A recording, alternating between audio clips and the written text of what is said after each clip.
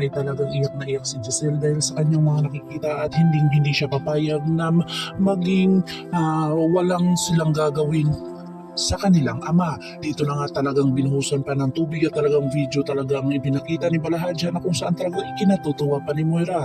Acting si Zoe na kung saan talagang nagpakunwari itong hindi niya alam ang katotohanan.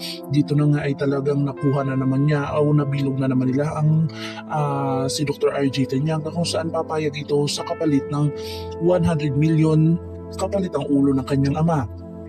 Dito na nga positibo itong si Giselle na talagang may kinalaman itong mag-ina na ito, lalong-lalo na itong si Annalyn na kung saan kahit si Dr. Carlos Benitez pa ang pipigil sa kanya ay hindi ito pa matitinag dahil hindi ito ang dahilan kung bakit siya gagawin niya ang lahat dito sa kanyang Lolo Pepe. Dito na nga ay talagang nakita nilang tatlo na ni Dr. RJ Tanyag at saka ni Giselle at saka ni Annalyn ang video ni Don Pepe na kung saan binubuhusan siya ng tubig. Dito na nga talagang awang-awa na itong si Giselle sa kanyang ama at hindi siya papayag na ito ay mawala sa kanila. Dito na talagang bitbit ni Dr. RJ Tanyag ang 100 million na kung saan kapalit ng ulo ng kanyang ama.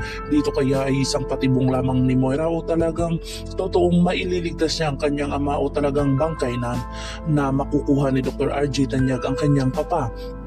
Si Lynette naman ay talagang nasa panganib na ang kanilang sitwasyon ni Harry kung saan talagang pumunta si Harry doon ulit sa kanila na kung saan talagang nakita ni Harry ang kanyang bilin at sulat na nagpapahiwatig na nasa masamang kalagayan siya. Dito na nga si Harry ay talagang binugbog ng tauhan ni Moira na kung saan talagang hindi na ito makatayo at talagang hinihila na lang ito ng isang tao.